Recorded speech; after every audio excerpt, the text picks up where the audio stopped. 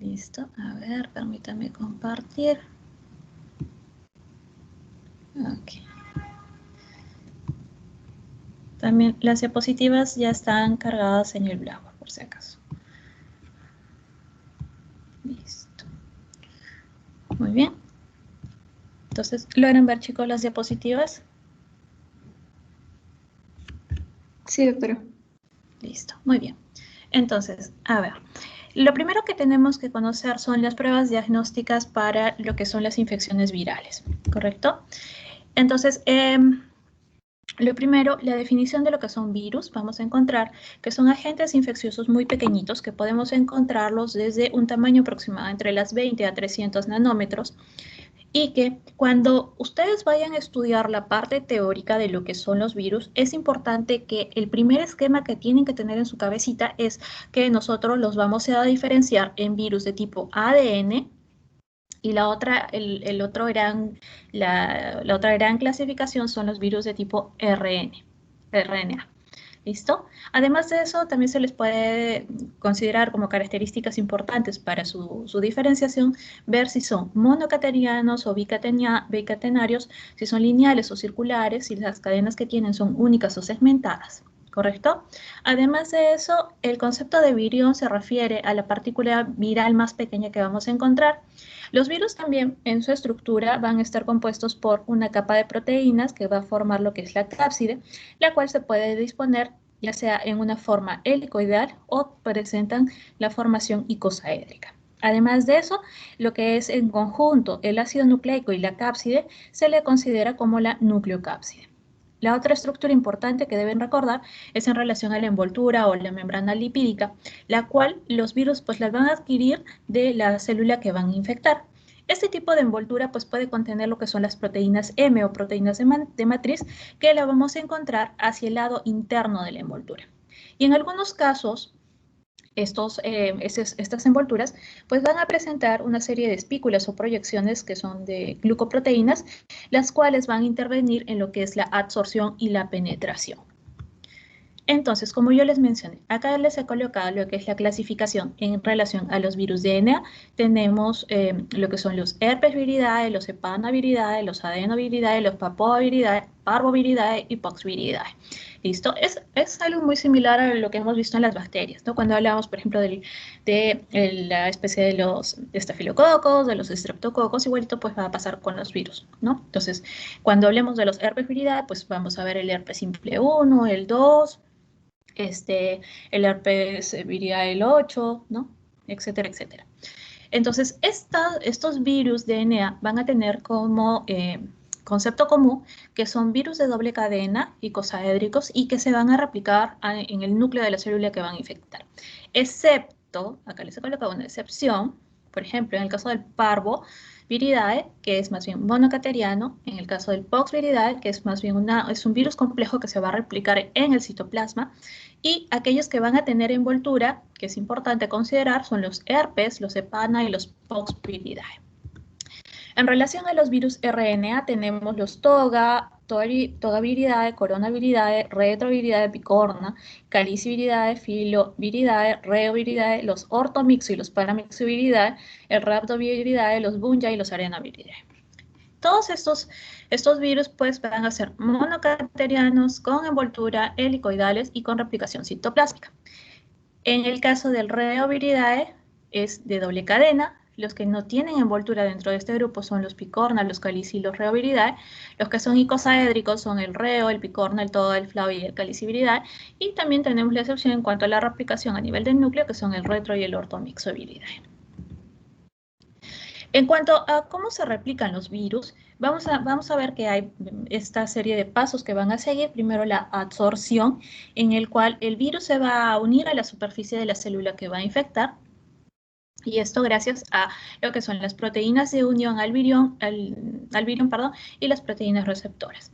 Luego tenemos el proceso de penetración donde el virión o la estructura finalmente que va a contener el genoma viral y las polimerasas va a ser transportado a través de la membrana citoplásmica.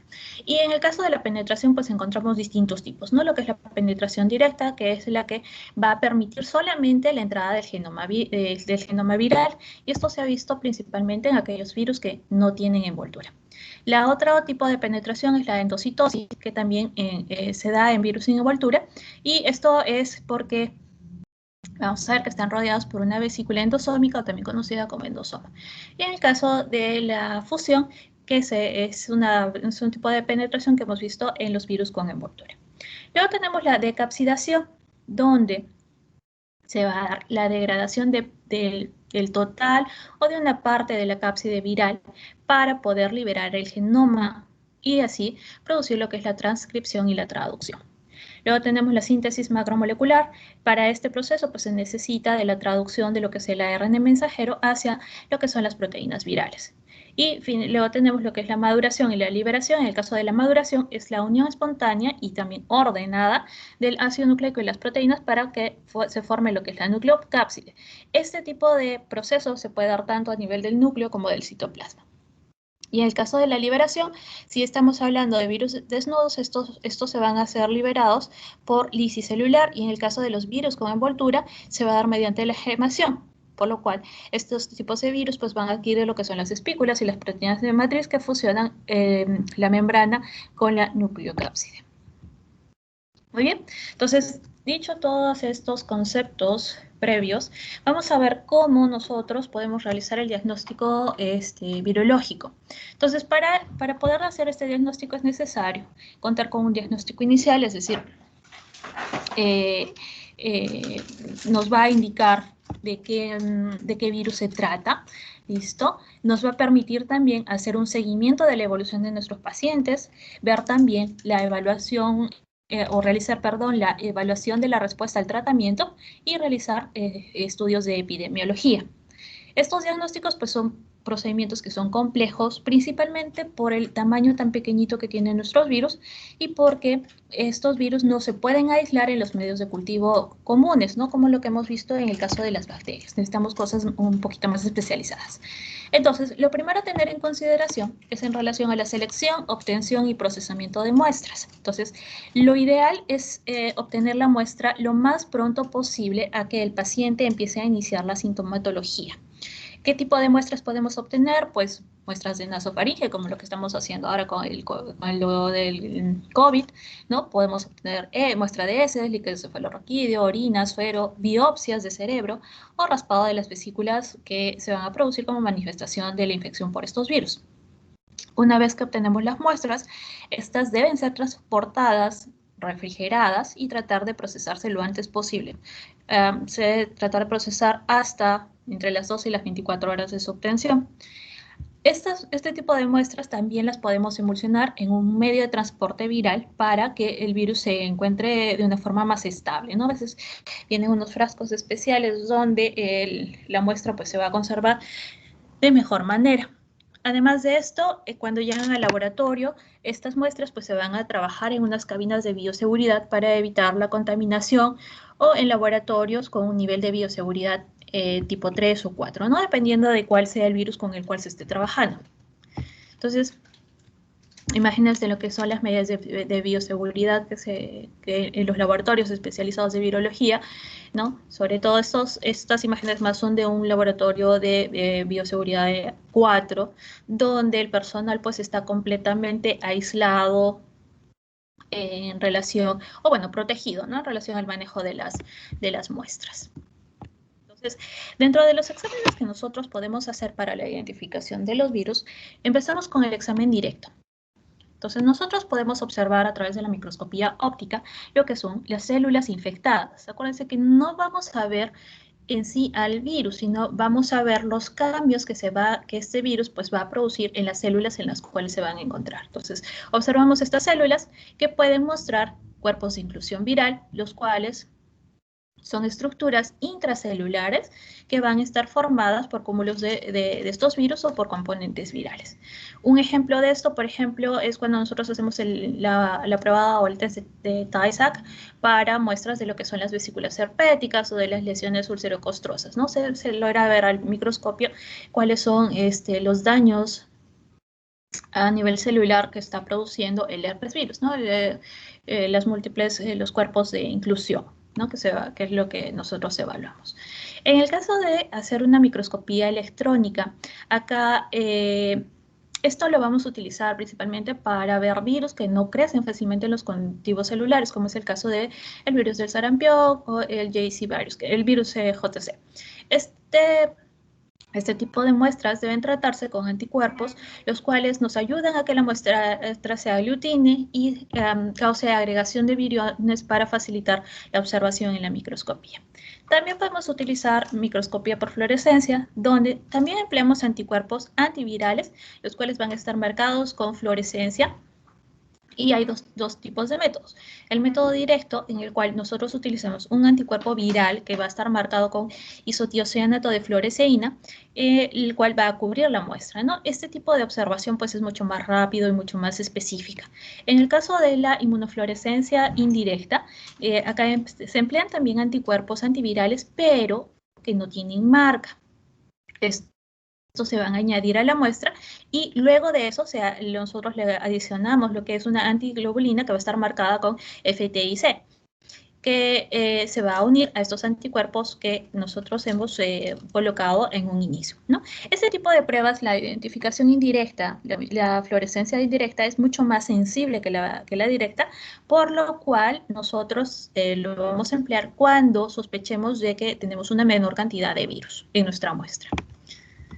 Entonces, acá tenemos lo que es un esquema en relación a las técnicas de inmunofluorescencia directa. Acuérdense que son antígenos marcados con fluoresceína, ¿no? Para cuando se forme el el conjugado anticuerpo monoclonal, pues va a emitir esta fluorescencia y eso es lo que vamos a observar, ¿no? Muy distinto es en la inmunofluorescencia indirecta, donde primero añadimos el anticuerpo y luego vamos a añadir el FITC para que nos dé fluorescencia, ¿no? Entonces vamos a tener el anticuerpo antiglobulina humano conjugado con la fluoresceína, ¿no? Y eso, al momento que nosotros lo miramos al microscopio, pues se va a manifestar en la fluorescencia. Entonces, ¿cómo es que nosotros miramos microscopía por inmunofluorescencia? Estas son, por ejemplo, imágenes que tenemos de una muestra que es positiva para el virus herpes simple 1 y 2, los cuales pues hemos utilizado anticuerpos antiherpes que han sido cultivados en unas células Vero, que son unas células especiales, y vemos la fluorescencia que se va a dar en las inclusiones nucleares y también en el citoplasma de lo que son las células infectadas, ¿no? Las inclusiones nucleares son parte o son características de una infección por herpes simple. Y acá tenemos, por ejemplo, en el caso del virus de la rubiola, también, ¿no? Una inmunofluorescencia donde vamos a ver que esta se va a dar a nivel del citoplasma de las células infectadas, ¿no? Y en el caso de del citoplasma de las células que no están infectadas, pues se van a teñir de un color rojizo, ¿no? Porque también se utiliza otros componentes como es el azul de Evans como un contracolor, es decir, como una especie de control frente a las células que no tienen infección. Entonces, eso es cuando hacemos los métodos de observación, los métodos directos. En el caso de los cultivos, hemos dicho que cultivar un virus pues es un poco difícil y se necesita utilizar ciertas cosas más específicas. Entonces, utilizamos cultivos celulares en el cual estos están constituidos por células vivas que son mantenidas in vitro y que han sido cultivadas en unos frascos, en unos tubos que van a contener unos medios nutritivos líquidos. Estos tipos de cultivos pueden ser cultivos celulares primarios, donde las células que nosotros vamos a utilizar para cultivar son o provienen de lo que es la trituración de órganos, como es el caso de riñón o de pulmones de animales. Este tipo de células, una vez preparadas, se van a introducir en unos frasquitos, en unos tubos con un caldo nutritivo y lo característico de estos medios es de que las células que estamos utilizando no van a multiplicarse, no pueden multiplicarse. En el caso de las líneas celulares, la forma de cómo tenemos las células pues es muy similar a los cultivos primarios, y la diferencia más importante es que este tipo de células que nos sirven para cultivar sí tienen la capacidad de multiplicarse. Y así tenemos, por ejemplo, las líneas celulares continuas, las cuales las células que vamos a emplear se pueden multiplicar indefinidamente, y estas se obtienen de células neoplásicas humanas. En el caso de las líneas celulares semicontinuas, estas solamente se multiplican durante un tiempo limitado, ¿no? Más o menos entre 40 a 50 pases, es lo más que nos va a durar. Y esto se obtiene de lo que son los fibroblastos de pulmón embrionario. En el caso de las líneas celulares, estas ya están confeccionadas, encontramos formas comerciales o también en colecciones como el ATCC. Y el tipo de célula que nosotros vamos a emplear para hacer el cultivo, pues va a depender mucho de qué tipo de virus vamos a analizar, ¿no? Entonces, más o menos, esta es la imagen que nosotros tenemos de los medios de cultivo celular en frasquitos que vienen de esta forma, porque la mayoría de estos ya pues son preparados comerciales. Y acá les he colocado estos esquemas en relación a algunos cultivos celulares que podemos emplear dependiendo de más o menos cuál es el virus que queremos estudiar, ¿no? Por ejemplo, el RMK, el cual utiliza células de riñón de mono. Acá podemos sembrar, por ejemplo, el virus de la gripe, los enterovirus, el parainfluenza, el virus de la parotiditis, el virus sincitial respiratorio, que es algo muy común, ¿no? Y esto se considera, por ejemplo, son cultivo celular primario. En el caso de las líneas celulares semicontinuas, por ejemplo, el MRC5, que está constituido por fibroblastos de pulmón, acá podemos sembrar lo que es parainfluenza, el herpes, el virus BK, rinovirus, adeno, enterovirus y también el virus sincitial respiratorio, ¿no? Y en las líneas celulares continuas, por ejemplo, el cultivo vero, que viene de riñón de mono verde africano, tenemos para sembrar el herpes, la parotiditis, la rubiola, el parainfluenza humano, ¿no? Y así tenemos varios tipos, ¿no? Por ejemplo, el Eptos, que viene a partir de carcinoma de laringe, ¿no? Igual que el ELA, que es carcinoma cervical humano, donde se siembra lo que es el adeno y el rinovirus. Ahora, ¿para qué usamos los cultivos celulares? O ¿cómo es que debemos usar, los cultivos celulares? Primero que nada, debemos emplear muestras estériles, las cuales se van a inocular directamente a los tubos de cultivo. Pero si es que mi muestra, por ejemplo, viene contaminada con la flora comensal, ¿no? De repente he sacado muestra de faringe o muestra de cervix, lo que fuera. Esta primero debe ser tratada tanto con antibacterianos como antifúngicos antes de inocularla a estos tubos de cultivo. Luego de la inoculación, pues estas muestras deben ser incubadas a una temperatura entre los 35 a 37 grados centígrados por 14 días. Pero no es de que las deje 14 días y no me percate de cuál es la evolución. Se tiene que ser muy cuidadoso porque en las primeras 24 horas estos medios deben estar estáticos y luego se van a colocar en un tambor giratorio, lo cual ayuda a que se propaguen los viriones. Entonces, nosotros debemos estar chequeando estos cultivos con el microscopio óptico a las 24, a las 48 y a las 72 horas. Y luego se van a chequear 2 veces por semana para nosotros evaluar el efecto que van a tener los virus sobre las células hospedadoras. Acuérdense que como son tan pequeñitos, entonces a nosotros lo que nos interesa son los cambios celulares. Eso es lo que nosotros observamos. Si ustedes se acuerdan cuando hemos visto bacterias, pues miramos en los medios de cultivo nosotros miramos el crecimiento, ¿no? La formación de las colonias. En el caso del virus, no. Los virus, lo que nosotros vamos a observar en los medios de cultivo son los cambios que se están dando sobre estas células que estamos empleando, ¿no? Entonces, esto es el efecto citopático, que se refiere a la modificación de la morfología de las células inoculadas. ¿Qué tipo de modificaciones podemos encontrar? Por ejemplo, que la célula sea más redonda, que haya degeneración celular, que haya presencia de corpúsculos, que se dé una fusión celular, incorporación de antígenos a nivel de la membrana plasmática e incluso la muerte de las células por autólisis. La otra cosa que nosotros vamos a evaluar en estos medios de cultivo es la titulación, que se refiere a la cuantificación de partículas virales. Esto se va a hacer en una placa donde se van a emplear cultivos con varias monocapas celulares que se van a infectar con diluciones seriadas de la suspensión de virus a titular. Esto se va a incubar, ¿no? Se debe incubar por aproximadamente 2 a 3 horas, se cubre nuevamente con la monocapa con un medio semisólido, lo cual va a evitar que estas partículas, que las nuevas partículas virales que se van formando, pues se vayan propagando por toda la monocapa. Luego, esto se tiene que repetir hasta 3 ciclos, y luego de estos 3 ciclos se va a observar en nuestra muestra una placa visible de células infectadas, las cuales se denominan unidad formadora de placa, la UFP.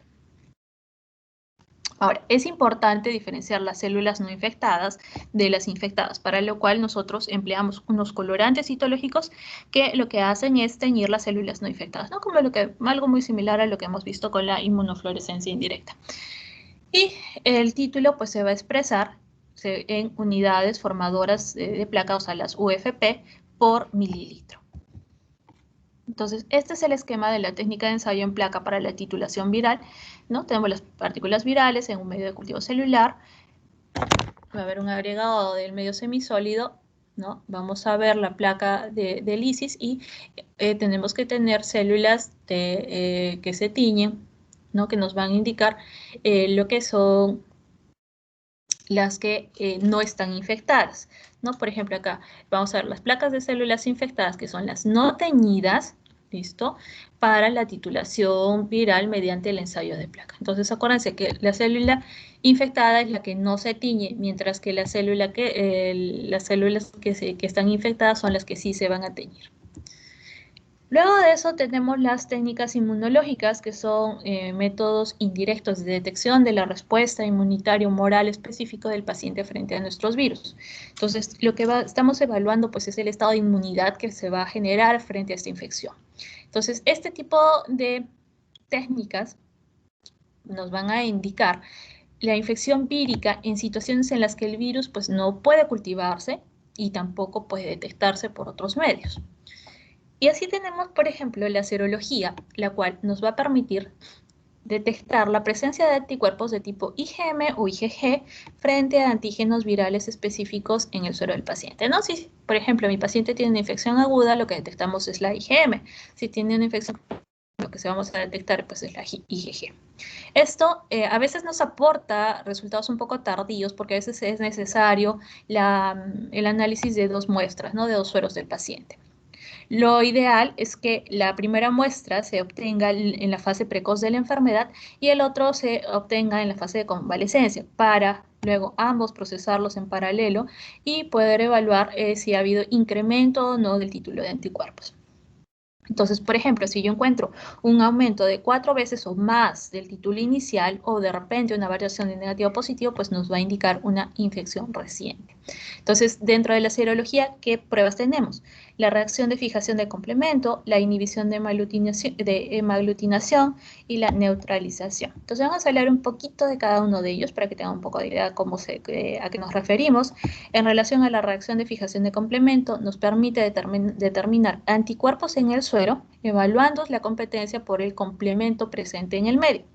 Esto se va a producir entre el complejo antígeno viral anticuerpo y un complejo antígeno anticuerpo añadido. ¿Para qué es útil? Para la detección de virus que, por ejemplo, tengan nuevas variantes antigénicas frente a las cuales pues, nosotros no tenemos la disponibilidad de lo que son anticuerpos monoclonales. En relación a la inhibición de la hemaglutinación, es la pérdida de la capacidad hemaglutinante de los virus cuando se forma el complejo antígeno-anticuerpo. Entonces, nos permite detectar aquellos virus que tienen la capacidad de aglutinar los glóbulos rojos, como es el caso, por ejemplo, del virus de la rubiola, del sarampión o del virus de la influenza. Este tipo de pruebas tiene alta especificidad, pero es de baja sensibilidad.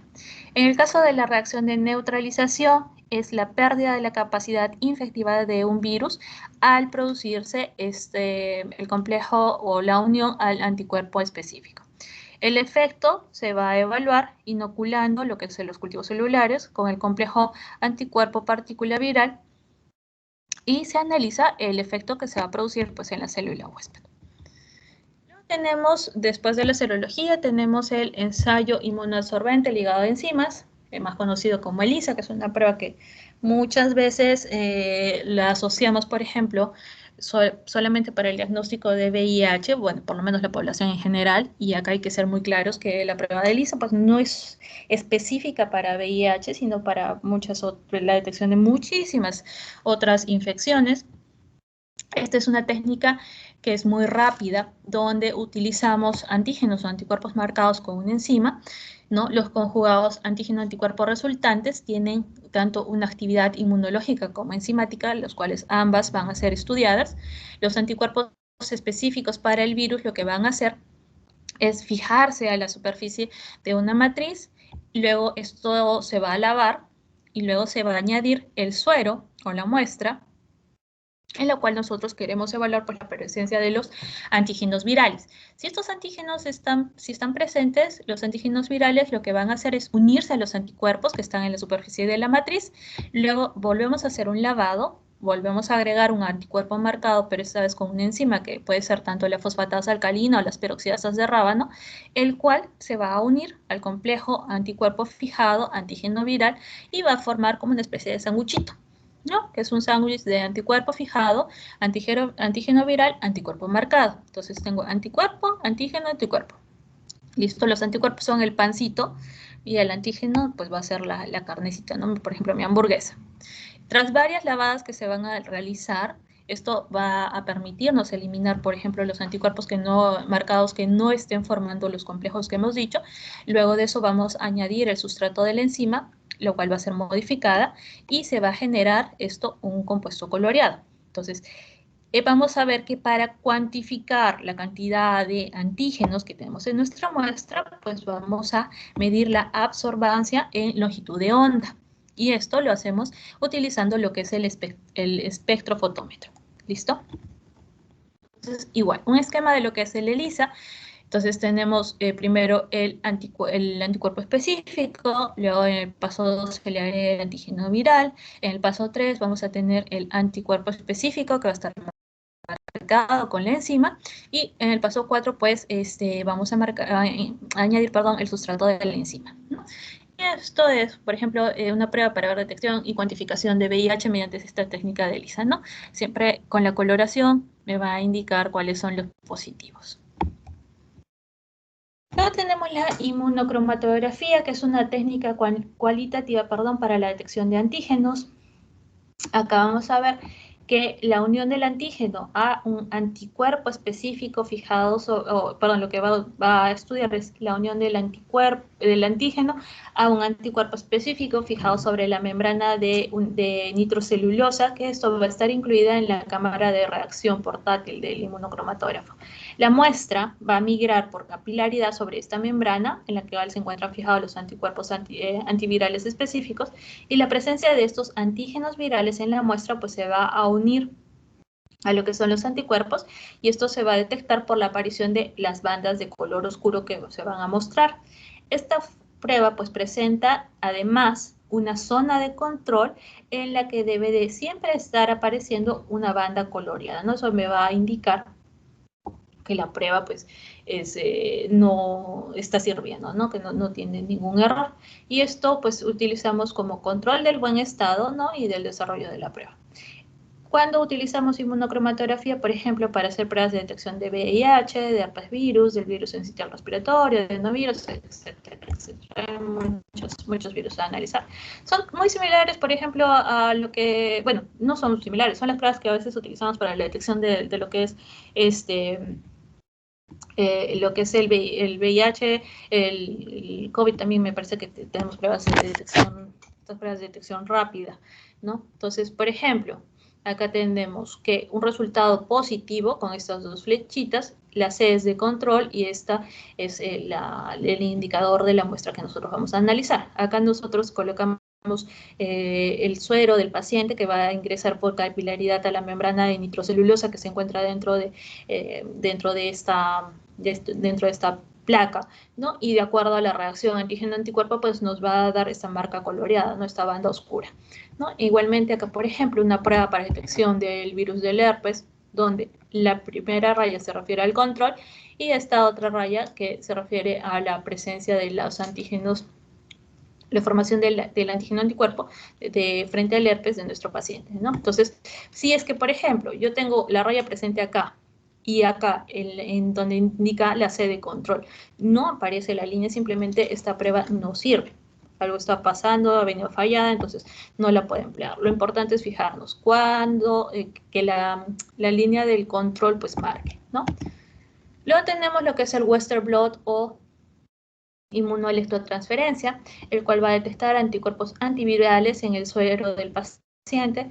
Esta es una prueba de confirmación, ¿listo? Y para el caso del VIH es la prueba o el gold estándar. ¿Esto qué quiere decir? Si yo tengo un paciente con sospecha de VIH, a veces lo primero que le mandamos a realizar es la prueba de ELISA, ¿correcto?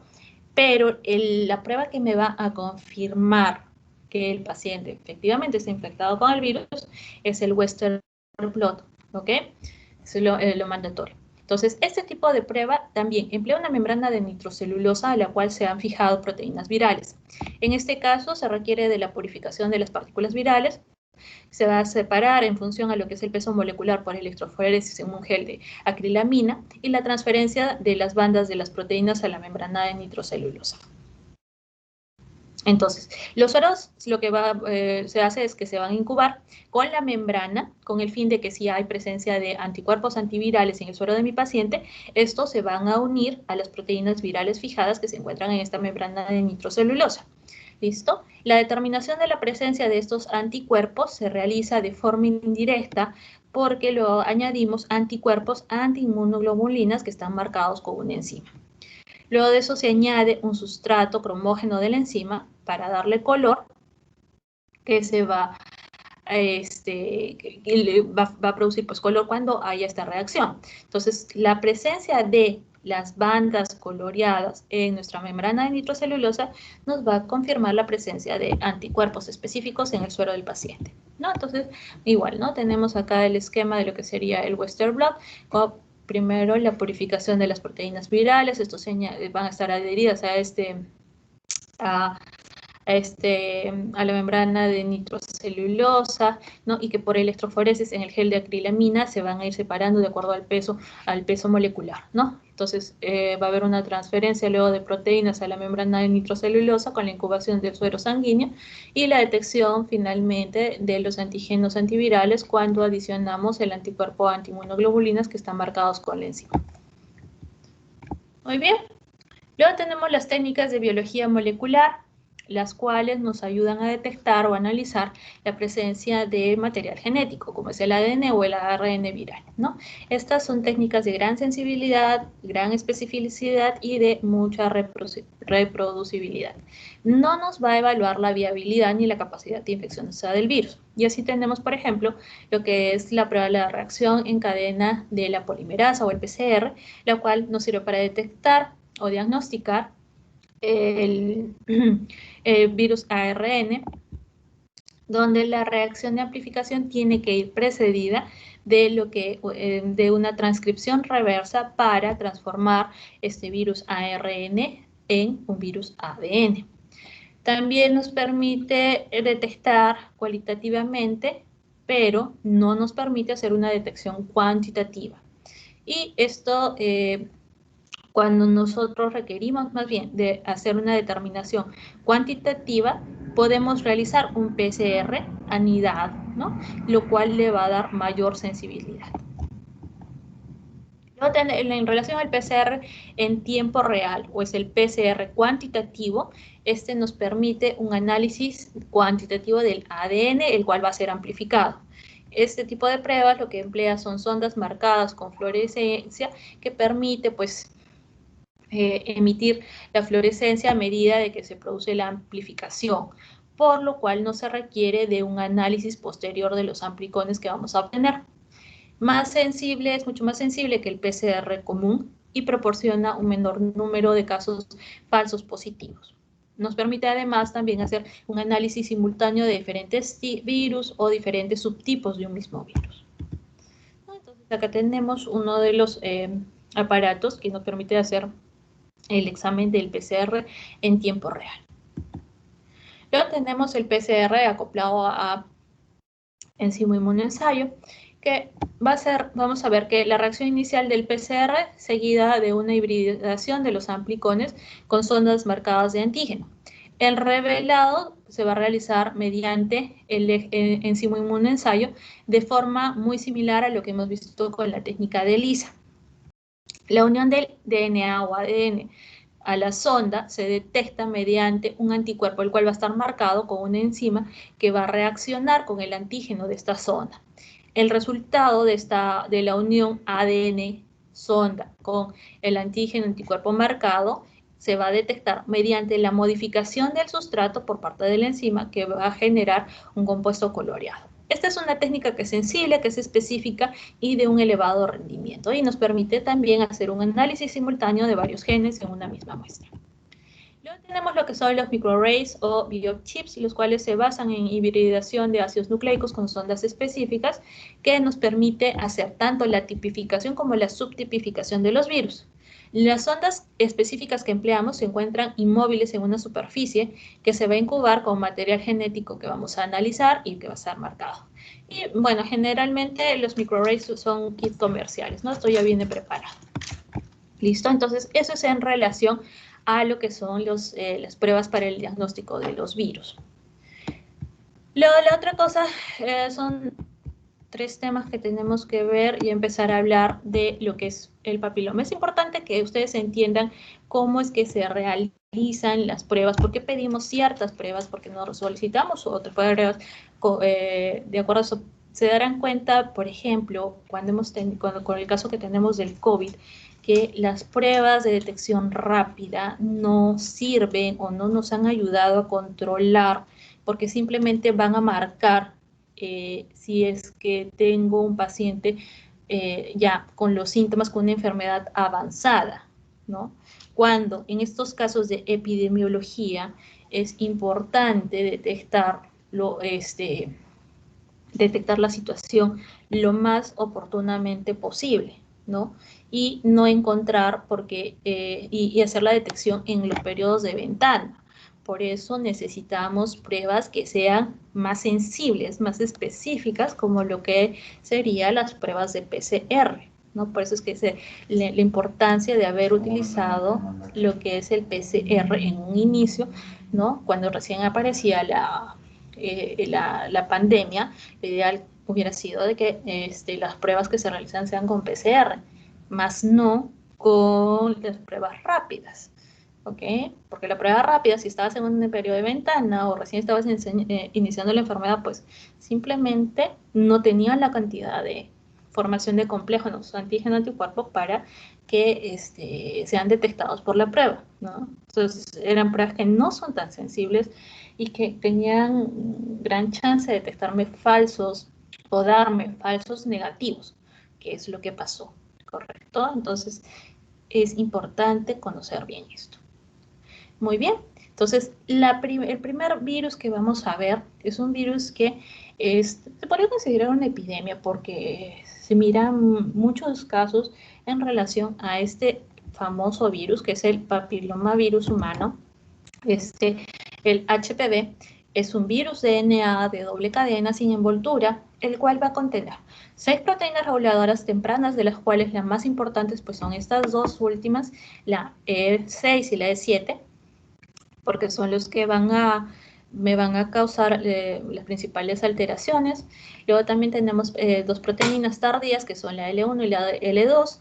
Característica de este virus es de que va a infectar a las células epiteliales basales y se ha visto que epidemiológicamente el HPV pues, se encuentra presente en el 5% de todos los cánceres. Sabemos que es la causa más común del cáncer de cervix en las mujeres y encontramos hasta 170 genotipos de HPV. Nosotros cuando estudiamos el HPV vamos a ver dos grandes grupos, los que son HPV de bajo riesgo y HPV de alto riesgo, ¿no? Los de bajo riesgo son, por ejemplo, los que me van a causar lo que son los condilomas genitales, algunos de ellos lo que son las lesiones intraepitelial, el IE, de bajo grado. Los que más me deben asustar, los que más nos llaman la atención, pues son los de alto riesgo, que son los que me causan las lesiones intraepiteliales de alto grado, o también lo que es el cáncer de cuello uterino. ¿no? El carcinoma invasivo. Dentro de todos estos de alto riesgo, los más frecuentes pues son el 16, el 18, 31, 32, 35 también. ¿Listo? Entonces, por ejemplo, acá les he colocado esta tablita donde vemos todos los tipos de lesiones causadas por el HPV y qué tipo de HPV tenemos. Por ejemplo, en el caso de las verrugas anogenitales, ¿quiénes los producen? Generalmente son los de bajo riesgo, como es el caso del 6 y el 11, que son los más comunes. Carcinoma cervical, 16, 18, 31, 33, 35. ¿Otros más podrían causarme cáncer? Por supuesto que sí, pero estos son los más comunes. Neoplasia intraepitelial cervical o lesión intraepitelial cervical, no LIE o el NIC anteriormente llamado, el 16, 18, 31, las hiperplasias por el 13, 32, verrugas, por ejemplo, orales, el 11 y el 6. O sea, generalmente las verrugas van más en relación a los de bajo riesgo. Muy bien, pero lo que más nos debe interesar es en relación al cáncer de cervix. Este tipo de lesión, vamos a ver que se origina, es una displasia cervical o carcinoma que están asociados principalmente, uno, a la actividad sexual del paciente y al encontrarse expuesto a las cepas de alto riesgo, específicamente con la 16, la 18, la 31, 33, 35, entre muchas otras. Lo que nosotros hacemos es un extendido citológico cervical con tinción de Papa Nicolau, que es lo que nos ayuda muchísimo para la detección temprana, para ver los cambios displásicos celulares. Por favor, por ventura de Dios, esto se lo suplico, porque eso es lo que yo miro como especialista. ¿Listo? No es la prueba de Papa Nicolau. Papa Nicolau no es una prueba, es una tinción, ¿correcto? Lo que se hace en las mujeres es esto, el extendido citológico cervical. Todo el mundo lo conoce como el Papa Nicolau por acá, Papa Nicolau por allá. Bueno, ya es algo muy común. Eso yo lo puedo aceptar, por ejemplo, de obstetrices o de las pacientes en general, ¿ok? Pero como médicos no me pueden decir, haz el Papa Nicolau. Papa Nicolau es una tinción, por favor. Y es una tinción que no es solamente para ver extendidos cervicales.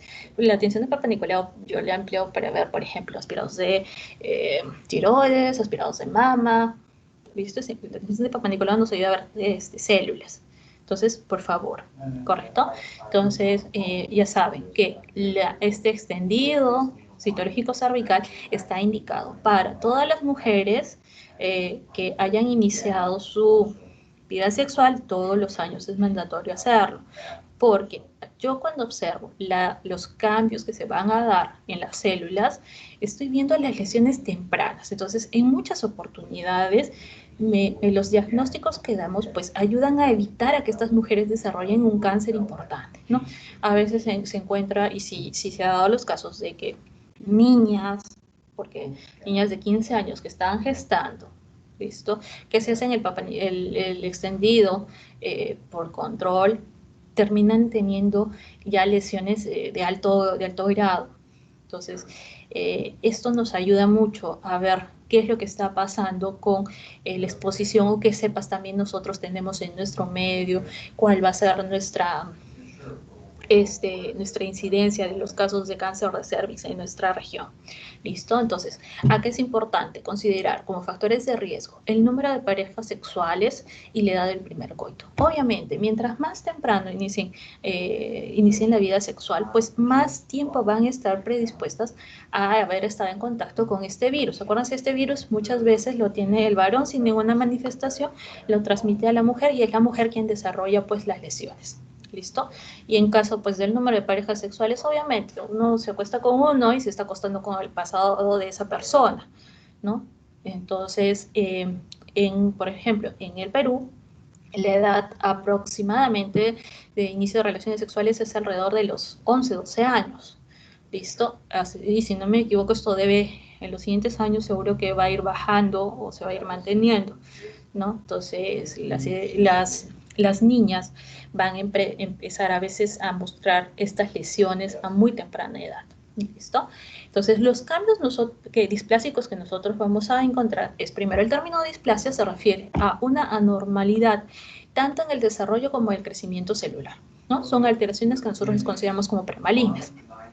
Y en nuestra clasificación, nosotros tenemos los LIEs intraepiteliales, perdón, lesión intraepitelial escamosa de alto y de bajo grado, ¿no? El IE, que antes era conocido como el NIC, neoplasia intraepitelial cervical. Eso ha bajado. Antes nosotros manejamos lo que era NIC 1, NIC 2, NIC 3, ahora es simplemente el IE de alto o de bajo grado.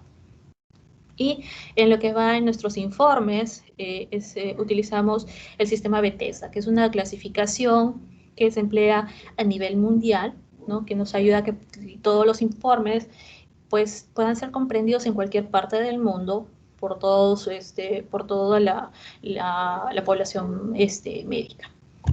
Entonces, por ejemplo, lo que era el NIC 1 ahora entra dentro de lo que es la clasificación del IE de bajo grado, ¿no? Donde esta displasia es una displasia leve que simplemente abarca 1/3 del epitelio. Ahorita les voy a explicar cómo es esto.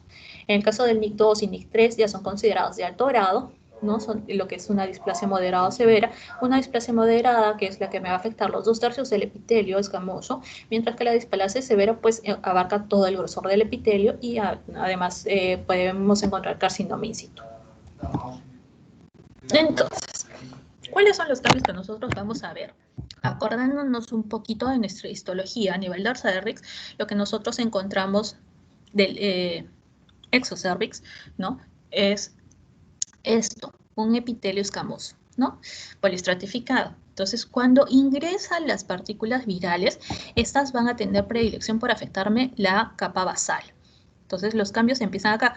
Acuérdense que en esta capita de acá, ¿no? Es donde empiezan a formarse las células que mientras más maduran van alcanzando la superficie y hay ciertos cambios, ¿no? Acá teníamos células cúbicas con núcleo redondito y mientras más van alcanzando la superficie, pues empiezan a ser un poco más, poligonales, con el núcleo un poco más alargado, ¿listo? Entonces, ¿qué es lo que pasa? El virus infecta la célula y empieza a causar cambios a nivel del núcleo. Y entonces, por ejemplo, yo voy a ver el núcleo, cómo va a cambiar en cuanto a su morfología, va a dejar de ser este núcleo redondito, va a estar más distorsionado, va a ser más hipercromático, ¿no? Además, algunos casos pueden presentar un halo perinuclear, que eso va a formar lo que son los coilocitos, que es la célula patognomónica de la infección por HPV. ¿Listo? Entonces, si estos cambios, estas alteraciones celulares, yo las observo en solamente 1/3 de mi epitelio, ¿sí? Todo este aerosol yo lo dividido en 3 partes. Si solamente lo encuentro en 1/3, pues es un LIE de bajo grado, lo que era el NIC 1. Si está en los 2/3, era lo que es el NIC 2 y entra a la categoría del LIE de alto grado, ¿no? Y si está en todo el epitelio, pues sería lo que era el NIC 3, considerado dentro de lo que es el LIE de alto grado, ¿no? Y si ya hay afectación de la membrana basal, pues es un carcinoma in situ.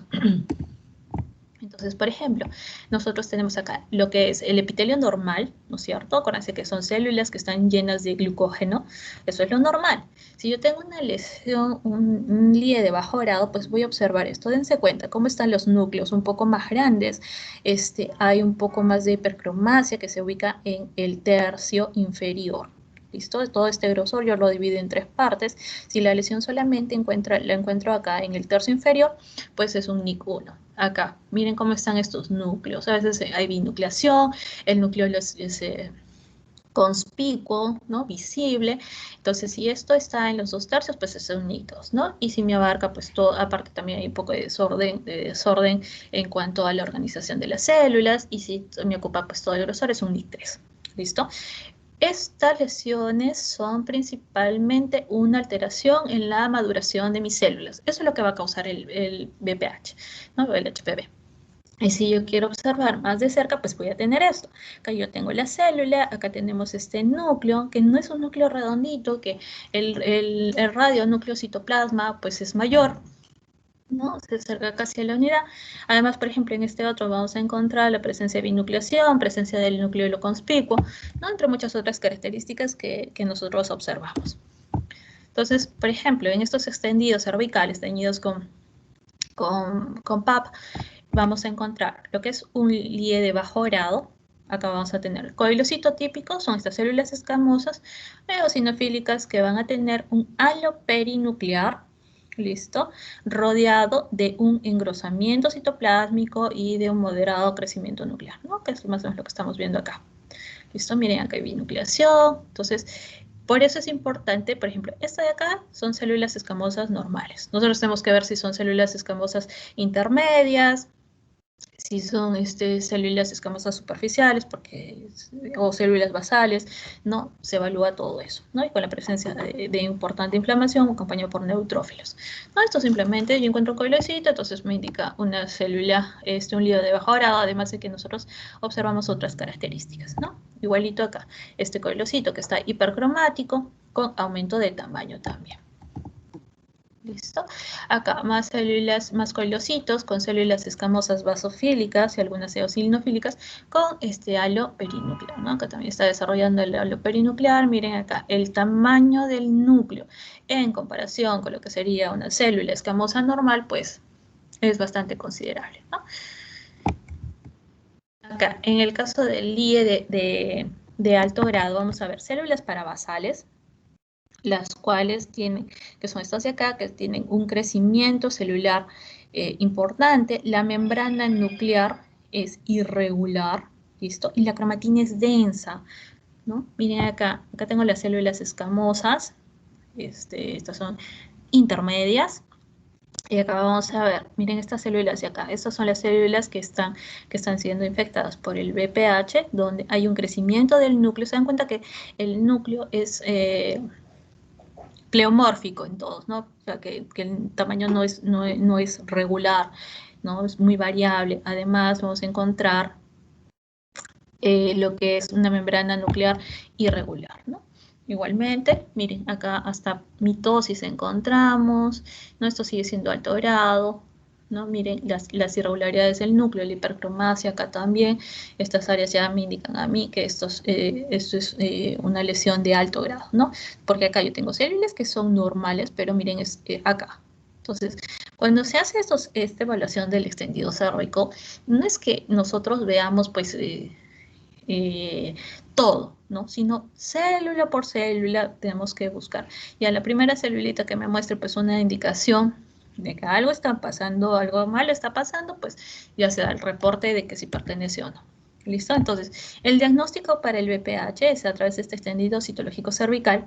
Y para poder obtener la muestra se utilizan hisopos de algodón, se puede utilizar espátulas que pueden ser de madera, de plástico, los cuales van a tener una superficie rugosa que fija las células y un extremo agudo, que se asegura que hayan ingresado al endocervix, porque en el caso del cuello uterino, para este extendido tenemos que sacar muestras del exocervix y muestras del endocervix. Para eso es lo ideal. ¿Listo? También existen los cepillos cervicales y cepillos citológicos.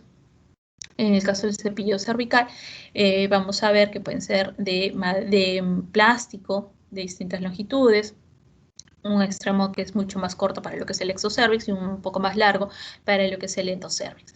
Y en el caso del cepillo citológico, el cytobrush, es una punta en forma de cono que se va a introducir al cuello uterino, ¿no? Entonces acá, por ejemplo, tenemos esta que es la espátula de Slane, que es de madera, lo que es el cytobrush, que es este cepillito en forma de cono que nos permite tanto obtener muestras del endocervix como del exocervix, lo que es el cervibrush, que es el cepillito cervical. Hay un aro de platino. Esto es lo que más común a veces se cuenta con las espátulas de madera, ¿no? Esto es para el exocervix y esto es para extender. Y obviamente el hisopo de algodón, que solo encontramos en todas las postas médicas. Entonces, nosotros lo que necesitamos observar son muestras tanto del exocervix como del endocervix. A veces simplemente mandan muestras del exocervix. Bueno, nosotros igualito podemos hacer el diagnóstico con el exocervix. Pero si a veces me mandan solamente muestras de endocervix, ahí sí nosotros lo consideramos una muestra insatisfactoria, ¿no?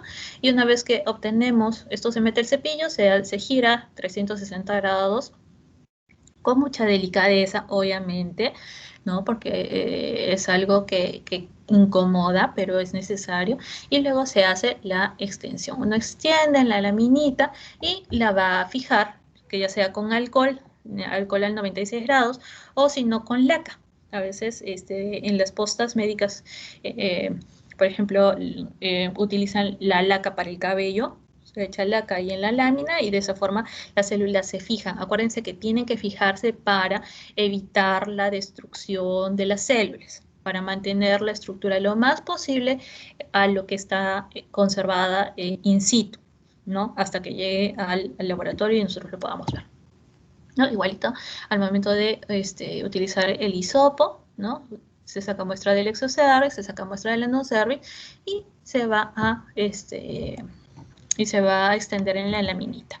Y como les dije, utilizamos fijación mediante un aerosol, que puede ser, como les indiqué, la laca, que es lo que gran parte de tanto de médicos como de obstetrices utilizan para realizar la fijación, o en una cubeta o en un coupling con alcohol absoluto o alcohol más éter, se deja por 30 minutos y las células ya están fijadas. Para enviar, por favor, esto también, cuando ustedes hagan el internado, siempre indicar nombre del paciente, la fecha de la extracción de la muestra, fecha de última regla, ¿listo? Porque a veces hay cambios que se van a dar por el embarazo, cambios que se van a dar en mujeres menopáusicas, que pueden ser, que yo puedo estar mirando cambios displásicos a consecuencia de una atrofia en una mujer menopáusica, y que si no me indican que es menopáusica, yo puedo pensar que de repente está por ahí alguna lesión, ¿no?, llamativa, pensando en un cáncer. Entonces es importante eso. Si es que ha tenido resultados previos, si es que está recibiendo tratamientos hormonales, si es que recibe anticoncepción, cuántos embarazos, ¿no? También dónde se ha obtenido la muestra y qué técnicas ha empleado. ¿Listo? Son datos sumamente importantes que a mí, como patóloga, me sirven muchísimo para saber frente a qué alteraciones que son normales para ciertas cosas y yo no las puedo confundir con una patología importante. ¿Listo? ¿Cómo nosotros hacemos la tinción de Papa Nicolau? Es muy sencilla. Utilizamos primero hidratación con alcohol al 50%, luego usamos agua destilada, hematoxilina, luego vamos a decolorar parcialmente, ¿no? La deshidratación con alcohol al 70, 80, 96%. Bueno, esto depende de qué laboratorio, en qué laboratorio se encuentren trabajando. Coloramos con Orange G, luego lavamos, luego utilizamos policromo. Bueno, en el caso, en mi caso utilizo lo que es EA, eosina ácida. Luego lavamos con alcohol el 96% y hacemos una deshidratación completa con Silol. El Silol me sirve también como para aclarar un poco más las células para tener una mejor observación. Muy bien. La otra forma diagnóstica, aparte del extendido, es hacer una colposcopía con ácido acético al 3%. Entonces, ¿con esto qué se hace? Visualizamos la colposcopía, es poder visualizar el cervix, ¿no?, con una especie de microscopio y poder ver si es que hay una alteración gracias a la tinción, a los toques que se hacen con ácido acético. Entonces, por ejemplo, un epitelio anormal, cuando entra en contacto con el ácido acético, va a tener una coloración blanca. Entonces, ¿esto qué permite? Que el ginecólogo que está realizando el examen, pues, ubique dónde se están dando estos cambios vasculares anómalos, y entonces es de allí donde va a tomar estas biopsias, ¿no?, para enviarlas a patología y que nosotros podamos ver qué es lo que está pasando, ¿no? Para poder hacer este examen es necesario que la paciente no se encuentre menstruando, que la paciente no tenga signos de inflamación, porque la inflamación me va a causar también alteraciones celulares, que no se aplique ningún medicamento intravaginal y que no haya tenido intervenciones cercanas a nivel del exocervix. El momento más ideal es a mitad del ciclo menstrual y sacan, más bien en este caso en la colposcopía, no es un examen citológico, es un examen histológico porque se toma una biopsia. Entonces, en la histología nosotros igualmente ubicamos si es que hay presencia de coilocitos, que son células escamosas que tienen un núcleo agrandado, irregular, hipercromático y con un citoplasma colado, ¿no?, que es, digamos, con la formación de este halo, porque el halo finalmente es producto del proceso de tinción. Vamos a evaluar también la hiperplasia de las células basales y nos vamos a fijar si es que hay presencia o no de atipia celular. Pruebas que nosotros podemos realizar son, por ejemplo, la detección, como hemos visto, del genoma, ¿no? De lo que es el ADN. También vemos la amplificación, proteínicas de amplificación. Podemos utilizar amplificación y genotipificación para lo que es el VPH, el 16 y el 18. En el caso para ver lo que es el ARN, utilizamos la amplificación de estas proteínas tardías, como es el E6 y el E7, o la presencia de anticuerpos monoclonales, ¿no? Muy bien, entonces en relación a, y eso supongo que deben ustedes tener un poco de idea, porque en los últimos años se ha tratado de hacer mucha prevención en relación a esta enfermedad mediante el uso de las vacunas, ¿no? Colocar las vacunas en mujeres menores de, bueno, niñas menores de los 12 años.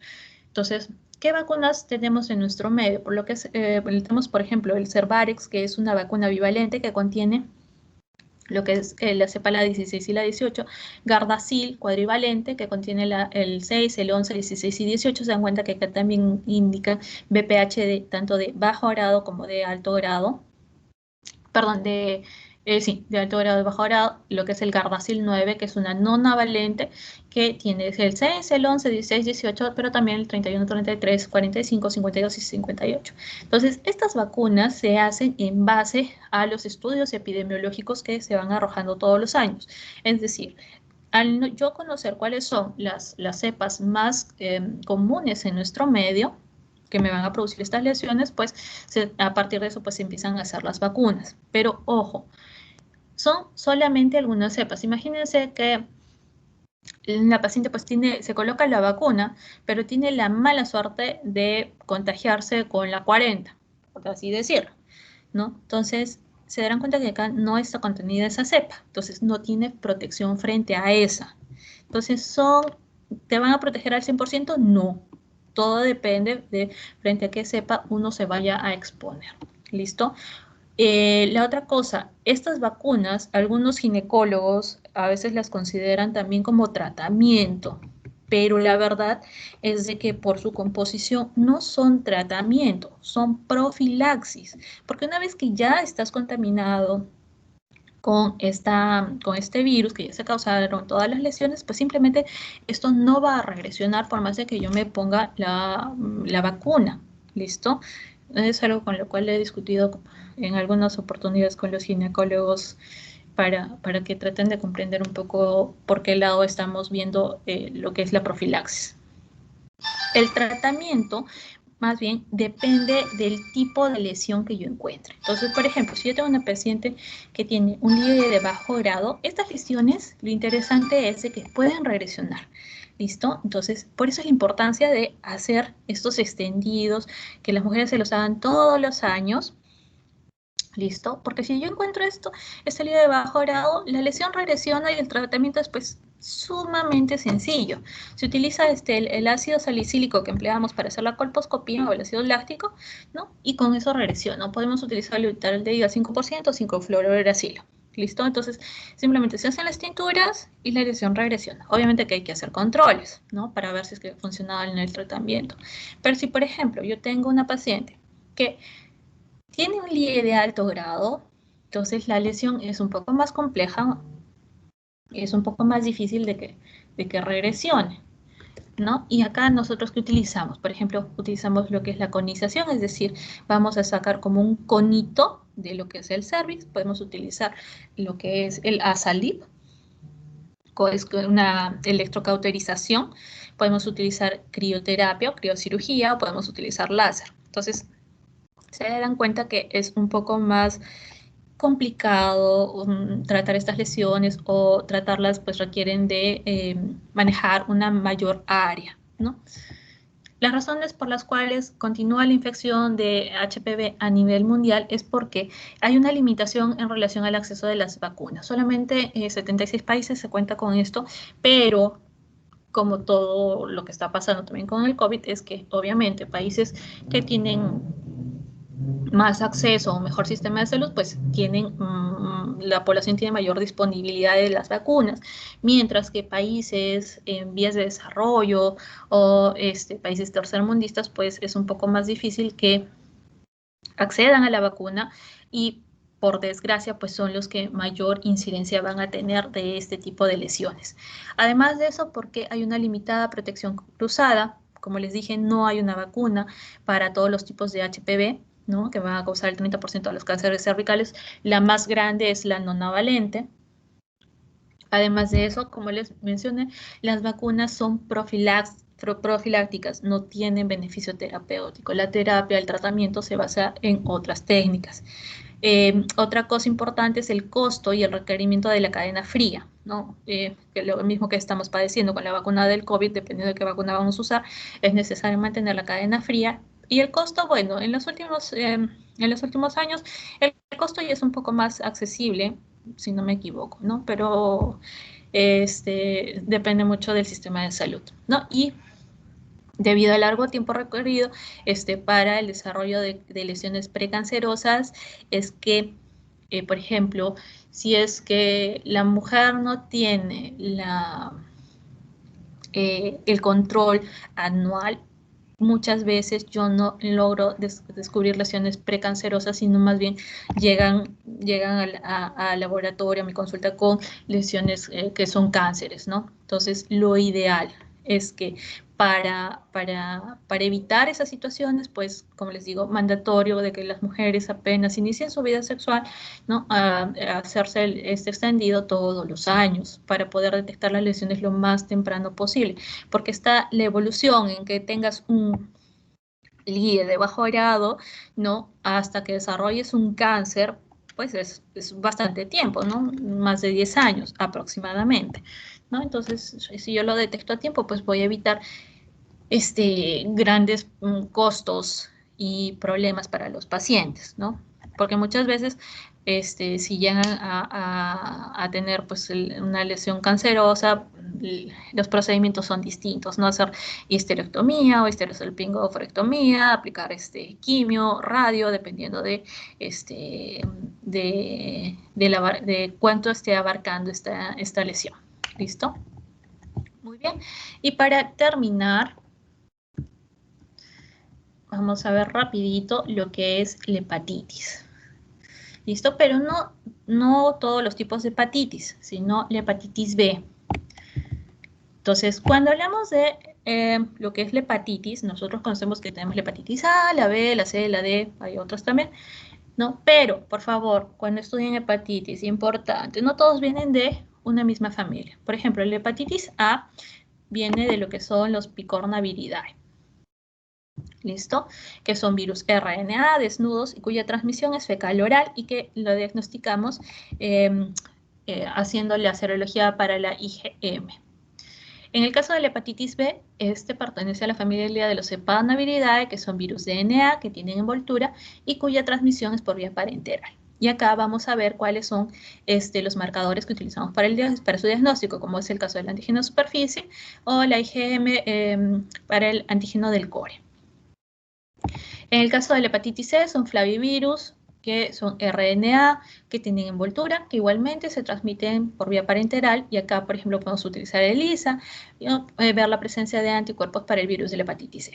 En el caso de lo que es la hepatitis D, se considera como un virus defectuoso, es un virus B defectuoso, que son RNA, que tienen envoltura, que también se transmite por vía parenteral y que nosotros lo diagnosticamos midiendo lo que es el antígeno de superficie para el virus de la hepatitis B con el anticuerpo o el anticuerpo para el virus de la hepatitis D.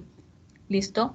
En el caso de la hepatitis E es un EP, no herpes, por si acaso acá no es que nos hayamos equivocado, no, es un EP-virus, que es un virus RNA desnudo que se transmite también por vía fecal-oral y se puede detectar midiendo los anticuerpos para el virus de la hepatitis E, ¿no? Y acá tiene como consideración especial, por ejemplo, el virus de la hepatitis B, que ataca principalmente a mujeres gestantes.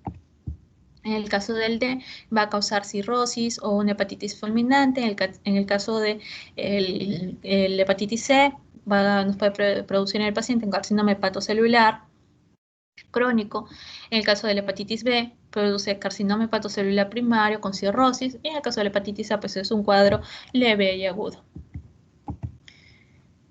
Entonces, acá este cuadrito es muy interesante porque nos muestra pues todas las diferencias que debemos tomar en cuenta para lo que es la hepatitis A, la B y la C. Entonces vamos a ver lo que es en relación a la B. Tiene este virus un periodo de incubación entre los 50 y los 180 días. Se ha visto principalmente en una población joven, alrededor de los 15 y 29 años. Se presenta en cualquier época del año. Listo, no tiene tendencia en relación a así es en primavera, verano, como otro tipo de virus. Sabemos que la forma de infección es por vía parenteral al estar en contacto con cualquier secreción corporal, ya sea a través de la sangre, secreciones vaginales, semen. En el caso de cuánto tiempo puede estar el virus en la sangre, por ejemplo, en meses hasta años, no lo encontramos ni en las heces ni en la orina, pero sí se encuentra presente en el semen, ¿no? Y en la saliva a veces también en menor cantidad. Las características clínicas y de laboratorio es de inicio insidioso, los pacientes no tienen fiebre. Vamos a ver la elevación de las aminotransferasas, que va a durar entre 1 a 6 meses aproximadamente. Los niveles de inmunoglobulina M pueden estar normales o ligeramente elevados. Complicaciones que va a llevar a la cronicidad entre el 5 al 10% de los casos, si es que hay una afectación en neonatos hasta un 95% de los casos, y la tasa de mortalidad es menos del 2%, ¿no? En la actualidad. Existe inmunidad, se valora una inmunidad homóloga, y la duración de esta inmunidad pues es de por vida.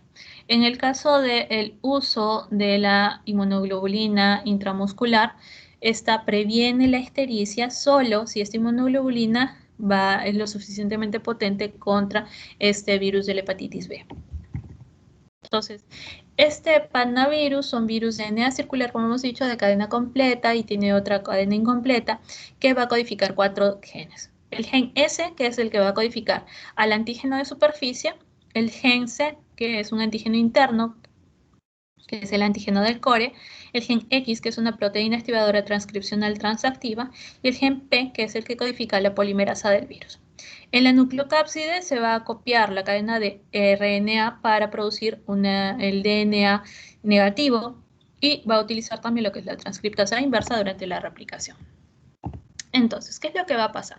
¿Cómo se replica este virus? Acá tenemos nuestro virus de la hepatitis B, que va a penetrar a la célula que va a infectar, va a liberar todo lo que es el core o el núcleo viral, donde está el material genético, ¿no? Y en el núcleo se va a dar la transcripción, ¿no? Se transcribe, va a salir, se va a dar la translación, ¿no? Interviene acá lo que es la transcriptasa reversa para formar, pues, terminar de formar esta doble cadena de DNA, una positiva y una negativa, y en el citoplasma termina de hacerse el ensamblaje y luego ya sale el virus de la hepatitis B, ¿no? Para seguir infectando otras células.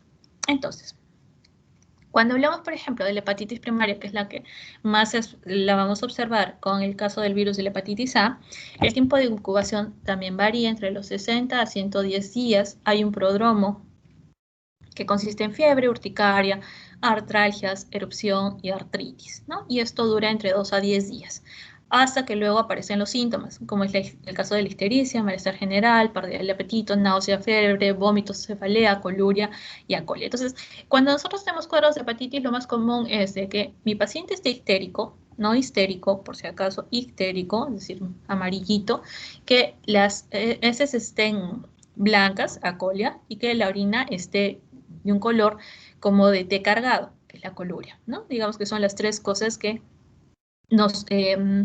nos arrojan hacia un diagnóstico de hepatitis. Además de eso, los pacientes van a tener hepatomegalia, y si nosotros pedimos un examen para ver las enzimas hepáticas, vamos a encontrar que hay una elevación de las transaminasas séricas, va a haber una afectación en el tiempo de protrombina, el cual se encuentra elevado, y va a haber las bilirrubinas elevadas, ¿no? Y también vamos a encontrar granulocitopenia.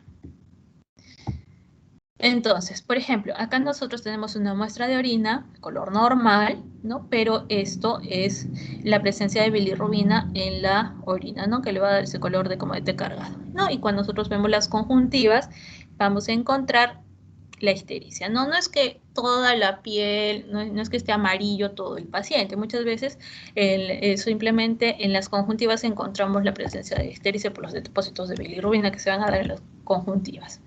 Entonces, acá tenemos más o menos cómo van a ir evolucionando el perfil, ¿no?, hepático de nuestros pacientes, ¿no? Cómo se va a ir aumentando las bilirrubinas, ¿no? La TGO, la TGP, cómo va a estar alterada, el tiempo de protrombina, también.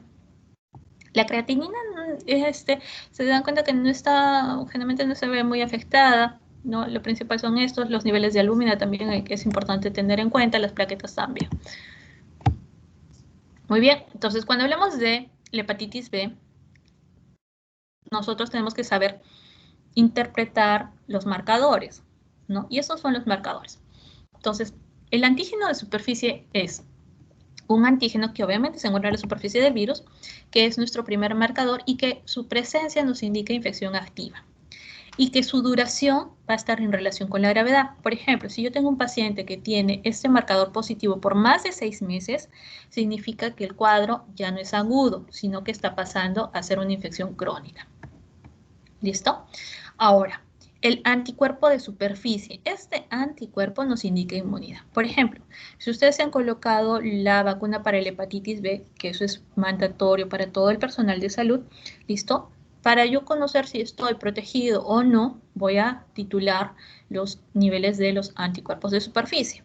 ¿Listo? Entonces, si hay presencia de anticuerpos de superficie, pues indican que sí tengo inmunidad frente al virus. ¿Listo? Luego tenemos el antígeno del core, que es un antígeno que está asociado al core, al núcleo del virus. El anticuerpo del core, que es positivo en la fase de ventana. Y la presencia de lo que es la IgM para este anticuerpo del core nos indica también que el paciente se encuentra en una infección reciente. El antígeno de la envoltura, que es el que aparece después y desaparece antes que el antígeno de superficie. Y nos indica que hay una infección activa, que hay presencia de viriones en la sangre y este marcador pues es un importante indicador de transmisibilidad, ¿no? Si se encuentra positivo, pues mi paciente pues es altamente infeccioso. En cambio, el anticuerpo de envoltura es el que va a aparecer semanas o meses después que el antígeno de envoltura. Y una vez que aparece, pues nos indica de que el paciente tiene baja infectividad o baja posibilidad de transmisión del virus. La polimerasa del DNA que va a aparecer en la etapa tardía del periodo de incubación y desaparece cuando se inicia la enfermedad hepática. Y en el caso del periodo de ventana, se denomina este periodo entre el fin de la detección del antígeno de superficie y el inicio de la detección del anticuerpo de superficie, ¿no? Entonces, este periodo hay que tenerlo muy en cuenta, ¿no? Sobre todo, acá lo que nos va a ser útil para saber que el paciente está en este periodo es la medición de los anticuerpos del core. Y entonces, por ejemplo, en una infección aguda, ¿qué marcadores o qué marcadores va a tener mi paciente? El antígeno de superficie, el antígeno de envoltura, el DNA, ¿no? Así como el anticuerpo de core, IgM, y el resto pues va a ser negativo. En el periodo de ventana, ¿cuál es el que más nos interesa? El anticuerpo de core, el anticuerpo de envoltura, que van a salir positivos. Que el paciente tiene una primoinfección, anticuerpo del core, anticuerpo de envoltura y el anticuerpo de superficie. Inmunización, solamente tiene que estar presente el anticuerpo de superficie. Infección crónica, hemos dicho el antígeno de superficie por más de 6 meses, ¿no? Igualmente positivo el antígeno de envoltura y el DNA, positivo el anticuerpo del core, IgG, puede o no estar marcando lo que es el anticuerpo de envoltura. ¿Listo? Entonces, uno juega con cada uno de estos marcadores para poder indicar si mi paciente tiene infección aguda, tiene infección crónica, está en periodo de ventana o está simplemente inmunizado, ¿no? Entonces, igualmente, acá tenemos más o menos en meses después de la exposición, cuáles son los marcadores que vamos a encontrar, ¿no? ¿Cuáles son los primeros que aparecen? El antígeno de envoltura, el antígeno de superficie, que es el que más tiempo va a durar, ¿no? Mientras se presentan los síntomas, ¿no? Y luego viene el periodo de ventana. En el caso de una hepatitis crónica, esta puede ser persistente, puede ser activa. En el caso de la persistente, no tienen síntomas clínicos, solamente muestra presencia del antígeno de superficie en sangre con elevación de transaminasas y bilirrubinas. Cuando es una hepatitis crónica activa, ¿qué significa? Que el paciente tiene un daño hepático continuo con degeneración, lo cual va a terminar en cirrosis y o en carcinoma hepatocelular. Acá el paciente tiene niveles altos de lo que son las transaminasas, las bilirrubinas y las gamma globulinas, y los niveles bajos de albúmina y el TP prolongado. Entonces, por ejemplo, a este tipo de pacientes, si le hacen una biopsia hepática, vamos a encontrar que la porta hay inflamación periportal, que hay formación de tabiques fibróticos con áreas de necrosis hepática, bueno, y otras cosas más que nosotros consideramos para indicar si es que hay cirrosis o si es que hay una hepatitis crónica o lo que fuera. ¿No? Igualmente, en este caso de hepatitis crónica, el marcador del antígeno de superficie, más de 6 meses, ese es el tiempo que nos va a indicar que ya pasó a la cronicidad. Si mi paciente tiene este marcador positivo por más de 6 meses, pues lamentablemente está yendo a hacer una hepatitis crónica y con mayor riesgo de desarrollar un carcinoma hepatocelular. ¿Listo? Tratamiento. En el caso de la hepatitis B, lo importante es detectar la lesión a tiempo, poder diagnosticar exactamente el nivel de lesión histológica, bueno, nivel de lesión a nivel hepática que se está produciendo para empezar a controlar la serie de síntomas y signos que se van a dar. ¿Listo? A veces la lesión es tal que llegan a ser insuficiencia hepática sin llegar a ser, por ejemplo, un carcinoma hepatocelular, hablando de una cirrosis, de repente es necesario un trasplante hepático, por ejemplo, listo. Y simplemente es controlar la afectación hepática. En el caso de la prevención, como se trata de un virus que se transmite por vía parenteral, entonces acá tengo que tener cuidado con los tamizajes para la sangre que se emplea al momento de hacer las transfusiones sanguíneas, ¿no? Siempre cuando se hace transfusión sanguínea se hace tamizaje para hepatitis B, para VIH, que son, digamos, las dos más comunes. Bueno, para coronavirus se está haciendo también para transfusión. ¿Listo? Entonces, eso es importante. En el caso de contacto sexual, siempre utilizar preservativo para evitar la exposición al virus. Esa es la mejor prevención. En este caso, en el hepatitis B, no es una transmisión fecal-oral. Entonces, no es de que si yo le doy la mano a los pacientes con hepatitis B, me voy a contaminar si comparto el vaso. No. La hepatitis A sí se transmite de esa forma, pero la hepatitis B no. El otro grupo con el cual se debe de tener mucho cuidado es con los pacientes que se encuentran en hemodiálisis, ¿no? Entonces, en el caso de los servicios de hemodiálisis, ellos hacen una selección de pacientes con hepatitis B y otros que no han tenido hepatitis B para evitar continuar con la transmisión. ¿Listo? Y en el caso de los accidentes laborales, que eso es muy frecuente para nosotros, sobre todo cuando estamos en el internado, en la residencia, a veces ustedes van a entrar a sala y por ahí se pueden pinchar, ¿no? Se pueden cortar con algún instrumento que esté contaminado con sangre de un paciente que de repente tiene hepatitis. Entonces, ¿cuál es la mejor prevención para esto? 1, que tengan la vacuna de la hepatitis B al día. Ya saben, son 3 dosis, que se coloca uno al mes 0, la primera dosis, al mes la segunda, y la tercera se coloca, si no me equivoco, a los 3 meses, me parece. Y hay un refuerzo, ¿no?, que se debe colocar cada 10 años. Entonces,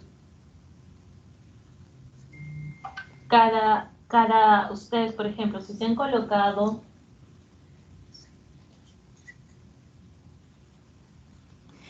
colocado la vacuna de la hepatitis, cada 10 añitos, pues hay que colocarse el refuerzo, porque nosotros siempre estamos expuestos a poder contraer este tipo de virus. Ahora, si tienen la mala suerte de cortarse, pincharse, lo siguiente que se hace es, para evitar que el virus se siga replicando, es colocar inmunoglobulinas contra el virus de la hepatitis B, ¿no? Y con eso se evita de que ustedes desarrollen la enfermedad. Entonces, la vacuna y las inmunoglobulinas pues nos ayudan frente a los accidentes laborales, ¿no? Y tratar de ser muy cuidadosos con estas muestras. Por ejemplo, estas muestras son consideradas código rojo, ¿no? Es como que tuviera muestras de pacientes con VIH. Entonces, la transmisión o este virus de la hepatitis B es mucho más contagioso que el virus del VIH. ¿Listo? Entonces hay que tener mucho cuidado al momento de manipular muestras de pacientes con esta enfermedad, con este virus. Lo cual no significa que uno los deba de aislar, vaciar. No, todavía se les debe tratar con mucho más cariño, con mucho más cuidado. ¿Listo? Muy bien. Muy bien, chicos. Entonces, esos son los temas que teníamos que ver el día de hoy.